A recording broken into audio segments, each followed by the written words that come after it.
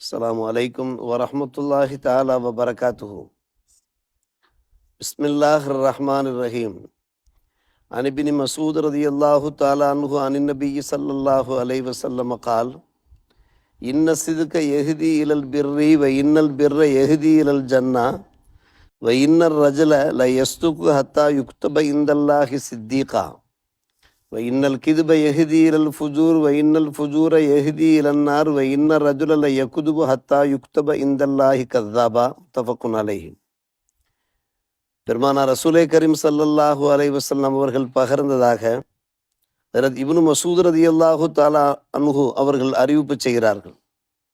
உண்மை நன்மையின் பக்கம் வழிகாட்டும், நன்மை சுவனத்தின் பக்கம் வழிகாட்டும். ஒரு மனிதன் உண்மை உரைப்பவனாக இருந்தால் அல்லாஹ்விடத்திலேயும் அவன் உண்மையாளர், வாய்மை உள்ளவன் என்று பதிவு செய்யப்பட்டு விடுவான். பொய் பாவத்தின் பக்கம் வழிகாட்டும், பாவம் நரகத்தின் பக்கம் வழிகாட்டும். ஒரு மனிதன் பொய் பேசக்கூடியவனாகவே இருந்தால் அல்லாஹ்விடத்திலேயும் அவன் பொய்யனாக பதிவு செய்யப்பட்டு விடுவான் என்று நபிகள் நாயகம் ஸல்லல்லாஹு அலைஹி வஸல்லம் அவர்கள் எடுத்துரைக்கிறார்கள். ஹதீஸின் வாயிலாக நாம் அறிய முடிவது என்னவென்றால், நம்மால் இயன்ற அளவுக்கு உண்மையே பேச வேண்டும். நம்முடைய நாவுகளிலிருந்து பொய்யான பேச்சுக்கள் வெளிப்படவே கூடாது. அது நரகத்திலே கொண்டு போய் சேர்த்து விடும் என்று நபிகள் நாயகம் ஸல்லல்லாஹு அலைஹி வஸல்லம் எச்சரிக்கை செய்கிறார்கள். காரணம், குர்ஆனிலேயும் ஹதீஸிலேயும் உண்மை உரைப்பதை நமக்கு மிகவும் வலியுறுத்தி சொல்லப்பட்டிருக்கிறது. சாதிக்கீன்களாக, சித்திகீன்களாக நாம் உருவெடுக்க வேண்டும். உண்மை உரைப்பவர்கள், மெய் உரைப்பவர்கள், சத்தியத்தையே பேசக்கூடியவர்கள், இல்லாததையும் பொல்லாததையும் பேசாதவர்கள் என்கின்ற பெயர் நாம் எடுக்க வேண்டும். அதனுடைய நன்மைகள் என்ன என்பதைத்தான் இந்த ஹதீஸின் வாயிலாக நாம் தெரிந்து கொள்ள முடிகிறது. உண்மை நன்மையின் பக்கம் வழிகாட்டும், நன்மை சுவனத்தின் பக்கம் வழிகாட்டும். ஒரு மனிதன் உண்மை உரைப்பவனாகவே இருந்தால் அல்லாஹ்விடத்திலே அவன் உண்மை உரைப்பவன் என்ற பெயர் பெற்று விடுவான். பொய் இருக்கிறதே அது பாவத்தின் பக்கம் வழிகாட்டும், பாவம் இருக்கிறதே அது நரகத்தின் பக்கம் வழிகாட்டும். ஒருவன் பொய்யுரைப்பவனாக இருந்தான் என்றால் அல்லாஹ்விடத்திலேயும் பொய்யுரைப்பவன் என்கின்ற பெயரை பெற்று விடுவான். ஹதீஸில் நாம் என்ன தெரிய முடிகிறது? அல்லாஹ்விடத்திலே எப்படி உண்மை உரைப்பவன், பொய்யுரைப்பவன் என்று பதிவு செய்யப்படுகிறானோ மக்கள் மத்தியிலையும் அவன் அப்படி பிரபல்யமாக ஆகிவிடுவான். இவன் பேசினால் உண்மையைத்தான் பேசுவான், சத்தியத்தை தான் பேசுவான், பொய் புரட்டுகளிலே ஈடுபட மாட்டான் என்று மக்களும் பேச ஆரம்பித்து விடுவார்கள். எப்போது அல்லாஹ்விடத்திலே அவன் நல்லவன் என்று பதிவாகிறானோ அப்போது மக்களிடத்திலேயும் அவன் நல்லவன் என்று பதிவாகி விடுவான். அதே போன்று ஒருவன் பொய்யே பேசிக்கொண்டிருந்தான், வாயெல்லாம் பொய் என்று சொல்வார்கள் அல்லவா, பேசிக்கொண்டிருந்தான் என்றால் அவன் ஒரு பொய்யனாக, புலுகனாக இருந்தான் என்றால் அல்லாஹ்விடத்திலே அவன் பொய்யன் என்று பதிவு செய்யப்படுவதோடு மக்கள் மத்தியிலேயும் அவன் மதிப்பிழந்து போய்விடுவான். இவன் எதை சொன்னாலும் பொய்யாகத்தான் பேசுவான் என்கின்ற பெயர் அவனுக்கு உண்டாகிவிடும் என்று பார்க்கிற போது நாம் நம்முடைய உலமாக்கள், பேரறிஞர்கள் நமக்கு எதை உணர்த்துகிறார்கள்? ஒருவன் பொய் பேசுவதையே பழக்கமாக வைத்திருக்கிறான் என்று வைத்துக் கொள்ளுங்கள். ஒரு நேரம் வருகிறது, உண்மையை பேசுகிறான் என்று வைத்துக் கொள்ளுங்கள், சத்தியத்தை பேசுகிறான் என்று வைத்துக் கொள்ளுங்கள். அப்போதும் கூட மக்கள் நம்ப மாட்டார்கள். இவன் பொய் பேசுகிற பழக்கம் உள்ளவன், எங்கே இவன் உண்மையை பேச போகிறான் என்று. உண்மை பேசுகிற தருணத்திலேயும் கூட அவன் ஏற்கப்படாமல் போகிறான், மதிக்கப்படாமல் போகிறான். அப்படியானால் நாம் அல்லாஹ்விடத்திலே பாதுகாப்பு கேட்க வேண்டும். யா அல்லாஹ், பொய்யுரைப்பதிலிருந்து எங்களுடைய நாவுகளை நீ காப்பாற்றுவாயவா. அல்சினத்தனா மினல் கதிப். அல்சினத் என்றால் நாவுகள், லிசானுடைய பன்மைதான் அல்சினா. எங்களுடைய நாவுகளை பொய்யுரைப்பதிலிருந்தும் பாதுகாப்பாயாக என்று. இயன்ற மட்டும் நம்மளால் எந்த அளவுக்கு முடியுமோ அந்த அளவுக்கு உண்மையை பேச வேண்டும். 3 சந்தர்ப்பங்களில் மட்டும் லேஸ்மாசாக பொய் பேசுவதற்கு நம்முடைய மார்க்கத்திலே அனுமதி அளிக்கப்பட்டிருக்கிறது. அது என்ன 3 சமயங்கள்? போர்க்களம், புனித போர்க்களம். எதிரிகள் நம்மை தாக்க வருகிறார்கள். அந்த நேரத்திலே அந்த எதிரிகளை திசை திருப்புவதற்காக வேண்டி பேசுவது. இதோ உனக்கு பின்னால் எதிரி வருகிறான் பார், உன்னை தாக்க ஆள் வருகிறான் பார் என்று. அந்த நேரத்திலே இப்படி ஒரு வார்த்தையை பேசுவது தவறு ஒன்றுமல்ல. இது ஒரு சாணக்கியத்திலே சேர்க்கப்படுகிறது. அதே போன்றுதான் மக்கள் மத்தியிலே சுலுகை ஏற்படுத்துவது, இணக்கத்தை இரு குடும்பங்களுக்கு மத்தியிலே பிரச்சனை என்றால் இந்த குடும்பத்தை பற்றிய நல்ல விஷயங்களாக அவர்களிடத்திலே சொல்வது, அந்த குடும்பத்தை பற்றிய நல்ல விஷயங்களாக இவரிடத்திலே சொல்லுவது, சற்று கூடுதலாகவே நல்ல விஷயங்களாகவே பேசுவது. கூடுதல் என்று வருகிற போது அதிலே சற்று பொய் கலப்பு இருக்கும். ஆனால் நோக்கம் என்ன? இரு குடும்பத்தினருக்கு மத்தியிலே, இரு நண்பர்களுக்கு மத்தியிலே, இரு சமூகத்துக்கு மத்தியிலே இணக்கத்தை ஏற்படுத்துவது. இந்த நேரத்திலே பேசுகிற அந்த சிறு சிறு பொய்களையும் அல்லாஹ் மன்னித்துக் கொள்கிறான். அதே போன்று ஒரு கணவன் தம்முடைய மனைவியிடத்திலே அந்த மனைவியை திருப்திப்படுத்த, ஒரு மனைவி தம்முடைய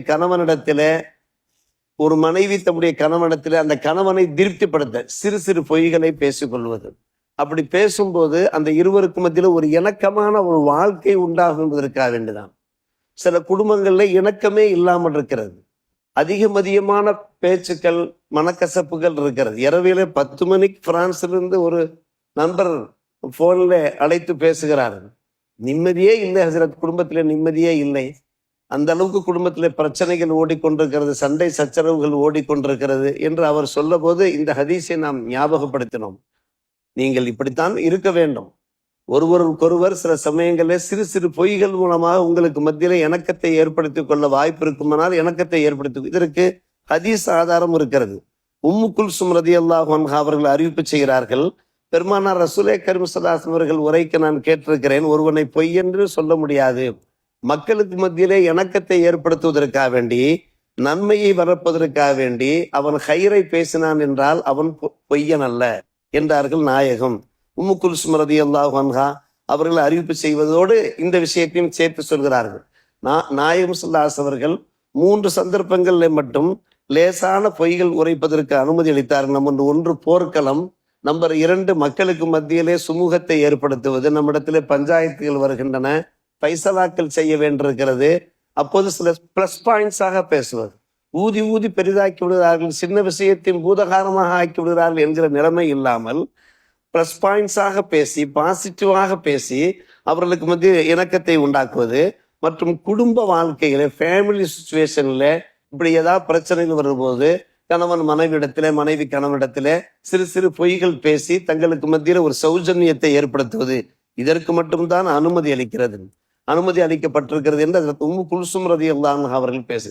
இது போன்ற இந்த நடைமுறைகளை ஷரியத்தினுடைய இந்த வழிகாட்டுதல் நம்ம வாழ்க்கையில கடைபிடித்தோம் என்றால் அல்லாஹ்வுடைய கிருபையினாலே குடும்பங்கள் இணக்கமா இருக்கும், சமூகங்களும் இணக்கமா இருக்கும்.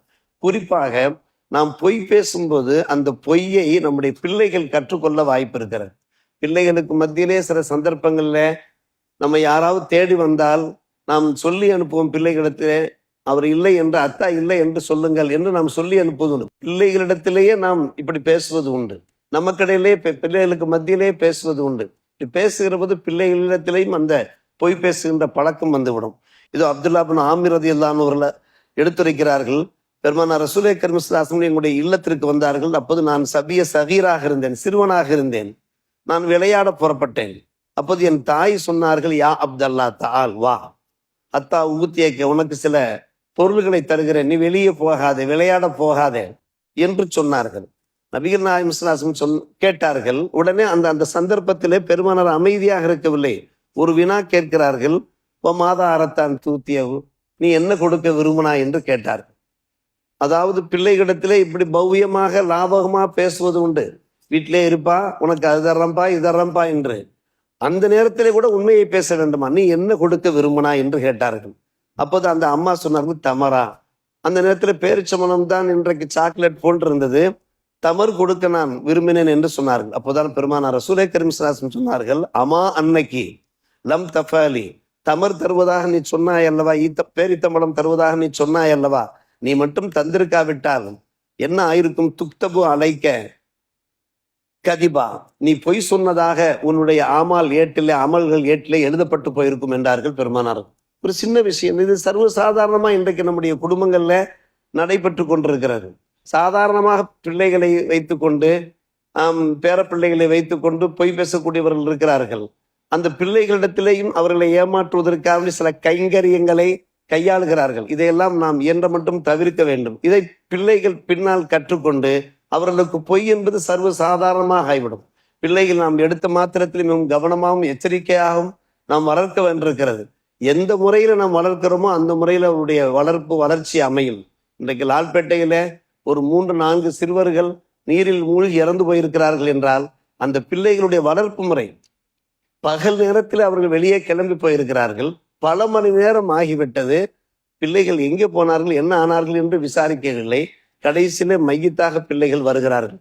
பிள்ளைகளுடைய வளர்ப்பில் நாம் மிகவும் கவனம் எடுக்க வேண்டியிருக்கிறது. அவர்கள் குளிக்கின்ற அந்த இடங்கள் கூட ஒரு சுத்தமான இடமாக இல்லை. ஒரு அசுத்தமான இடங்களில் சென்று பிள்ளைகள் குளிப்பது பின்னால் தான் தெரிய வருகிறது. ஒவ்வொரு விஷயத்திலையுமே நாம் தனி கவனம் எடுக்க வேண்டியிருக்கிறது. மொத்தத்திலே பார்க்கிற போது இந்த உலகத்திலே நம்மால் இயன்ற அளவுக்கு நம்முடைய நாவுகளிலே பொய் வரக்கூடாது, புரட்டுக்கள் வரக்கூடாது, ஏமாற்று வார்த்தைகள் வரக்கூடாது. அப்போதுதான் நாம் மக்கள் மத்தியிலையும் நல்ல ஒரு பெயரை பெற முடியும். அல்லாஹ்விடத்திலேயும் சித்திக் என்கிற பெயரை பெற முடியும். சித்திக் என்றால் உண்மையே உரைப்பவன், வாய்மையை பேசக்கூடியவன் என்கின்ற அந்த நல்ல பெயரோடு நாம் அல்லாஹ்வை சென்று அடைய முடியும். அந்த நற்பாகியங்களை பெறுவதற்கு முயற்சிப்போமாக. அல்லாஹ் நம்ம எல்லோருக்கும் நல்ல புரிவானாக. வாஹிர் தாவானா.